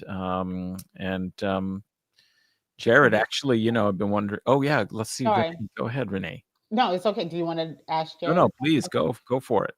I just wanted to say, pointing out again to the news, how quickly the headlines became Hamas to consider, Hamas likely to turn in. Meanwhile, the inside person is like, Hamas doesn't think they're going to accept this peace plan. So we have to always remember that, the goal for all of these things is to keep everyone else propagandized and to keep everyone else on this nonsensical line that these people who have been fighting for 2 years, proving without a doubt that these ghouls cannot remove these people from their land, of such that now it's to the point where they're, we're going to put forward this peace plan, right? Like, this is what it's come down to. They're now begging for Hamas to give in, right? To say like, okay, we're going to turn it over now. And I think it is important for everyone to now take the stand of Hamas, don't do it. Palestine, don't do it. Do not go along with these ghouls, because in the end, you can't rely on them to do anything that they say they're going to do. Whatever they tell you they're going to do with this peace plan, they're going to do the exact opposite.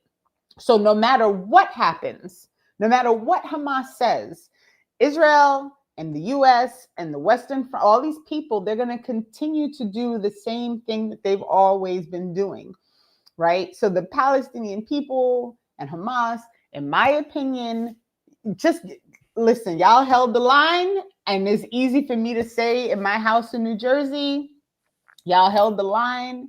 But I don't know how, sacrificing themselves to the US and Western plan at this point is going to be beneficial at all, right? And so I, for one, agree with Benji. I hope they say hell no, like hell to the effing no, however you need to put it, so that they understand that you cannot demand that a resistance force simply like pack it up and go home, right? Like, I don't even understand how they came up with this, and I will continue to pray for the people, because for real, I want the US to crumble and Israel to crumble right behind it, and Canada to crumble right behind it, with the whole effing making people wear orange shirts. Like, I don't even understand like how this is even a conversation right now. It's upside down. It's upside down, right? Like, we should be like in a, according to how they educated us, our country should be sending weapons into the tunnels to arm them against their invaders. You know what I mean? Like, but I actually think the resistance has already given their answer on the ground. Like, I think just before I got on air, they hit like a group of 10 soldiers. I think yesterday they hit a group of 30. Like 30 in like one apparently in front of civilians, and the civilians started cheering or whatever, and I'm like, okay.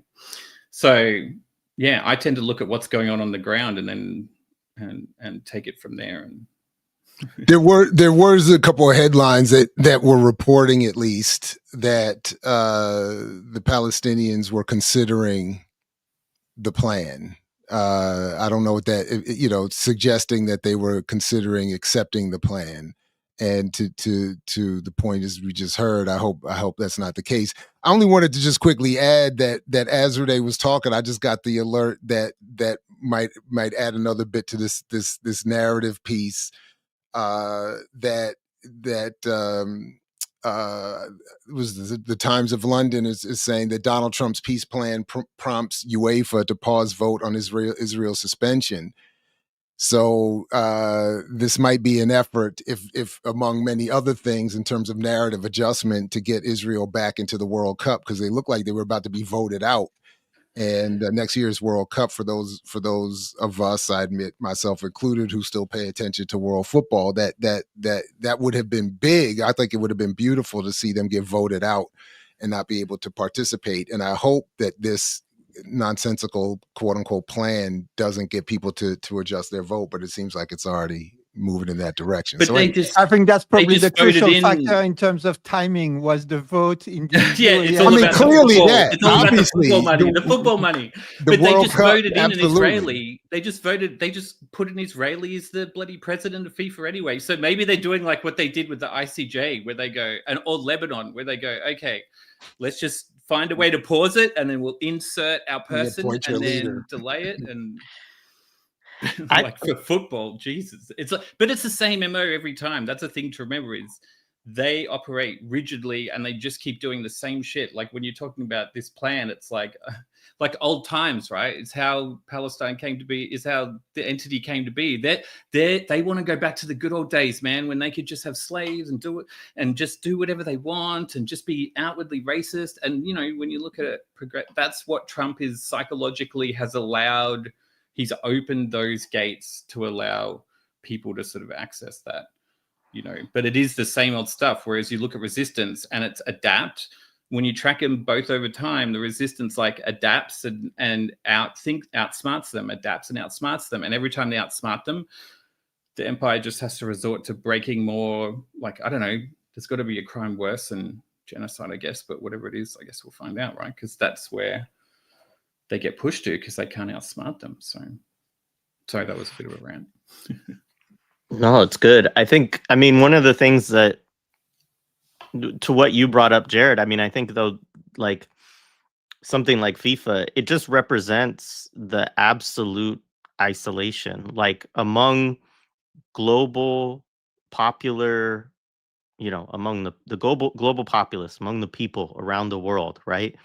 Nobody wants Israeli anything to be involved in anything. I'm a Portland Trailblazers fan. If I could say that we would have a losing record for the next 20 years, but we would trade Denny Avdia off the team, I would make that sacrifice in a heartbeat, right? Like, get that guy off of our team.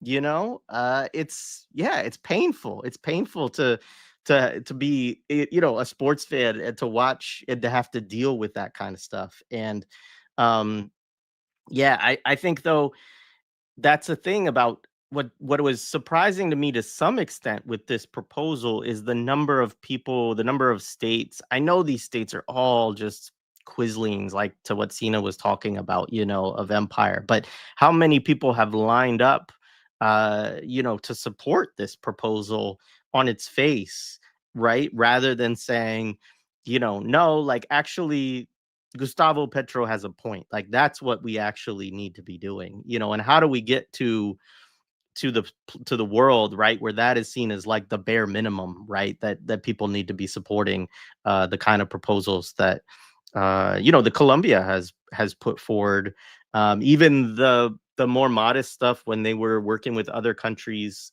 You know, I know we talked about this in a previous live with Adnan. I can't even remember what it was called right now, but there was a group of countries that were working on different, you know, economic proposals and things like that to sort of try to isolate, you know, Israel amid the genocide and things like that. You know, I mean, these are simple things. We're not talking about a high bar of solidarity here, compared with the history of, you know, anti-colonial solidarity and things like that. But you know, it's painful to watch these nation states form these alliances to support a plan like this, when the flip side is that football fans all around the world are so sick of the genocide that they don't even want to see the Israeli team playing in their sport. You know, that's how unpopular these things are. So yeah. Should we do an Absolutely. update? Yes. Sorry. Yeah, no, go ahead. No, go ahead. Go ahead. You can say. I was just going to add, I mean, to that point also, I mean, that's why they have to keep putting all these bans on flags and shirts and stuff at the stadiums, because if they don't do that, as soon as people gather anywhere publicly, anywhere in the world, the Palestinian flags go up, the condemnations of Zionism go up, and they start to lose the obvious narrative struggle. So yeah, but yeah, sorry, go ahead, please. Yeah, so I'll just give a quick update. We're up to about 11,000 pounds, 10,938 by my calculation, which, again, doing the quick conversion to dollars, US dollars, we're up to 14,766. So we've got like 7 minutes left. We might be able to break $15,000. We're less than 300, about $250 away from that. So yeah, people, if you have even a little more to give, maybe if a bunch of us do that, we could break that threshold. And so, yeah, thank you. If I can say one last thing, I think we have to remember there is this video of Sinwar where he says, he lays out the strategy. He says it will force the world, the entity and the world to choose. And I think we're at one of those moments, because I think the resistance will refuse it. They will just use it as legitimation for a more direct assault on Gaza City, where they will get more of their people smoked. And please follow John Elmer if you get depressed. This is the best antidepressant around. And then what it goes is it shows that it's impossible to go for harm reduction. You had Pedro Sanchez, the Spanish prime minister, actually supporting the plan, and in a couple of days he's going to look like a fucking idiot. And it actually, I think, gives even more legitimation for resistance at the cost of, but what are they going to increase? I mean, what can they do more than they're already doing? So this is all narrative. Remember, if Hamas says no deal, which they will, I believe, then it will just continue as it has been going anyway. So let's not get carried away in this and seeing what is happening. And what is happening is the people who go for the resistance are always growing and the others are always shrinking, including the accommodationists like Mr. Pedro Sanchez, Spanish PM.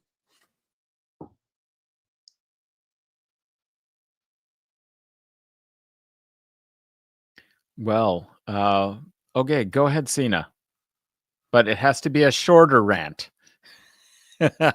And you have to unmute yourself because you're a producer and you somehow have low volume or mute yourself. Sir, I knew it was muted. Am I louder now? I can be louder. Is that better? People were saying I was quiet. So I think we have to. We're at a really this new moment we're in where we're headed towards multiple confrontations. There is a kind of. I worry that there is we're heading to a crescendo. To think that what we've been watching isn't the crescendo is frightening. But it seems that the imperialists need this W. Like they've collected so many L's. They have so many historic and material L's that are just that they're unable to recover from economically, politically, whatever. And this W is all they have, that they're putting all their eggs into this incredibly insane, violent project called Zionism. And Zionism exists because the world allows it to exist. The funds legitimates it, it participates it. You don't have to participate in the World Cup if the Zionists do. You can just withdraw. Unfortunately, that's not fun because you want to participate in fun things. But I feel like in the West, we have this tool of starving and besieging them with our consumerism. And so that would be one way that I would suggest that we could do this. Like, we do not have to give our money to these people. And sometimes we do. Okay, fine. Like we do in some registers, but we don't have to give as much as we do to them. And instead, we can find creative ways to avoid them and hurt them. And this entity needs the whole world to work for it. It needs peace. It needs safety. It can't have its trade. It is completely dependent upon the planet in so many different ways for its existence. And so now that they're feeling now that they who have enjoyed besieging their enemies, sieging their enemies, now they've become the besieged, and bleeding them and exhausting them is the game. And that's terrible for the people of Gaza because they're taking out their rage on the people, on the civilians, because it's part of their wider goal of ethnic cleansing. So they said, okay, why not? Like two birds with one stone. In terms of getting our hostages back, which doesn't exist, obviously, like that's just the pretext. But more importantly, they get to achieve what they wanted to achieve. So this is not, this inflection point we're in is incredibly violent, and we have to steel ourselves for more violence, and we have to be willing to keep talking about it, keep showing it, keep forcing it into people's faces. This is our job. Our job is to bear witness, and the people who are watching this with us are obviously part of that because they confront it, but we have to bring it into the people's lives around us who are choosing not to pay attention, who are kind of wiping it away on they're just too busy, like this is the time to radicalize people, and it's happening. It's totally happening. So that's my recommendation. I do have one tiny request: is I've been helping out a kid named Mohammed in Gaza. I know this is not a personal fundraiser. I know. He has a friend. I'm gonna put him in. He's his very good friend, and we're both very worried about him. I've become his friend too. His name is Mahmoud. I want to put the ad in. I'm gonna put the link. I know it's. I know this is a group episode. I'm sorry, but I can't help it. This poor kid is trying to get out of North Gaza, and this is all we have. So I'm just going to use this opportunity to say that. And I thank you all for sticking around. Thank you, Jay and Adnan, for organizing this. Adnan has been leading this, and Jay has been doing the logistics. So thank you guys both. I just want to say thank you, and I hope we get to that 15,000. I did get a call, so I do have to make sure that I get off on time. But I think this was what I needed. I needed to know that I'm not like crazy and I'm not alone. And so I appreciate everybody and their voice. Please, folks, if you have not, done so, make the donation and do not be complicit. They want us to be afraid. They want us to be silent. They want us to be siloed. And the way to stop that is to remember that you are not alone in knowing in your core that genocide should never be a thing. So peace, everybody. And thank you so much for having me. Thank you, Renee. Just to let you know, we did hit the 15,000. So I just wanted you to know that. There we go. You need the sound thing, like Jared's got to do the. Take care. Yeah, Now the soundboard, everybody. Yeah. Yeah. So I just to give an update here, we are at time, so I'm sure we'll be winding down now and saying goodbyes. There you go. We. In dollars, the total I have, and it may be even going up as I'm talking, but is $15,462. Let's round it up to $63. And so, yeah, amazing, wonderful. All the folks that supported, during this live stream. Thank you to all of the guests who joined us. What an all-star cast. We should shout out all the platforms again. So we had Nick Estes from the Red Nation. Make sure you check that out. Also check out his Substack. He has a podcast called Red Scare, and he and Sina have been doing Pod Capital, which is like a really fun, probably the most fun that anyone has ever had in reading Marx's Capital. Can be found in listening to that show. So check those things out. Saturdays with Renee Johnston, who just left us, is hosted by Renee, and Jared Ball, also from I Mix What I Like, co-hosts that. I Mix What I Like, you can find on both I Mix What I Like, the YouTube channel, and then also does work over on Black Liberation Media. I should say, yeah, Saturdays with Renee is also on Black Liberation Media. So make sure you subscribe to all of these channels, folks. Support these channels through Patreon or whatever it means. Sasha and Benji from Resistance is Fertile. Check out their platforms. Great stuff. And then, of course, it's co-hosted by us with Millennials Are Killing Capitalism and the Adnan Hussein Show. So between this network of people, you can find, great content like every day of the week, I think, between all the stuff that folks are putting out. Even if there was one day where by some stroke of genius, there's nothing out from any of us, there's days where some of us are putting out multiple things. So there's a lot of, resistance media that we're all a part of. And it's really been great to do this with you all. It's a great group of folks. And so I encourage people to, add all these folks to your own media diet to help with dealing with and forgot to mention Lar Shihai, of course, too, who I think is going to be starting a podcast soon. Sina, is that for sure happening? Yeah. Okay. Yeah. So, and it's called Psychic Militancy, I think is what she's going to call it. Yeah. And so that will be great too. So yeah, did I miss anybody? I'm sorry. I don't think so. And on that's where there's nothing, they can always go back to your own back catalog, where there's, and also Black Liberation Media and Jared, where there's treasure trove of stuff to watch. Yeah, there's a lot there. I've been appreciating lately all of the archival stuff you've been digging up, Jared, from different conversations you had related to Asada over the years and stuff like that. That's, you know, it's a lot of really good stuff from there. Yeah, no, thank you. I agree. The collection here, the collective here puts out a lot of great content. So thanks everybody. And salute, congratulations for making that little goal, that impromptu goal too. That was pretty dope. Yeah, absolutely. Right on. Adnan, you want to take us out of here?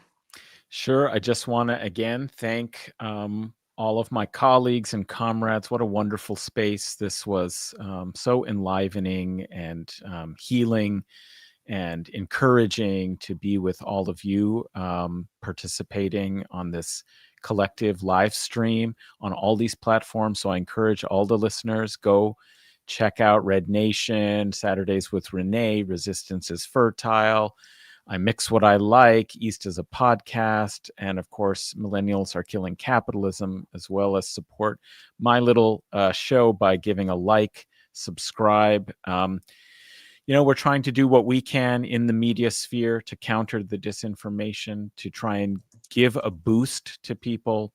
Maybe even if it's just for the vanguard. Sometimes I think, well, we're not reaching enough people. It's the, you know, same people, but the same people need to be encouraged. They need new sources of information. They need to be reinforced to keep up their commitment, because this is a long-term battle, a long-term struggle.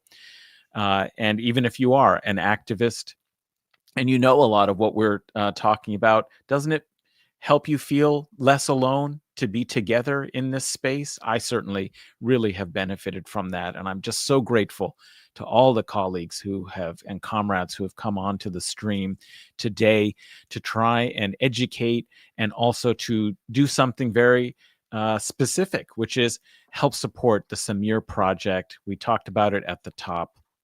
There are many individual appeals. Go to, you know, support all of those that you can.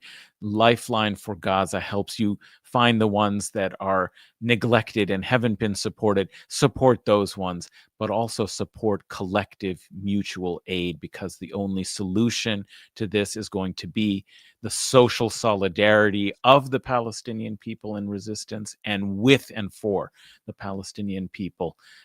So please do. The stream is essentially ending. We met our, you know, goal that we came upon, but you can still give right now. And for people who are watching this afterwards, be a part of this, even if it didn't happen during 11 a.m. to 1 p.m. Eastern time. Anywhere you are in the world at any time going forward, you can do something to make a difference. So please do support it. And so just thank you, all of you who came into this space, who've been in the chat. It's been great. We've tried to highlight a lot of your comments and engage with you. That's what it's about, building this community. So again, thank you so much. Take care, everyone. Peace with justice and solidarity. Thank you all. Free Palestine. Free Palestine, definitely. Free Palestine. Bismillah ar-Rahman ar-Rahim.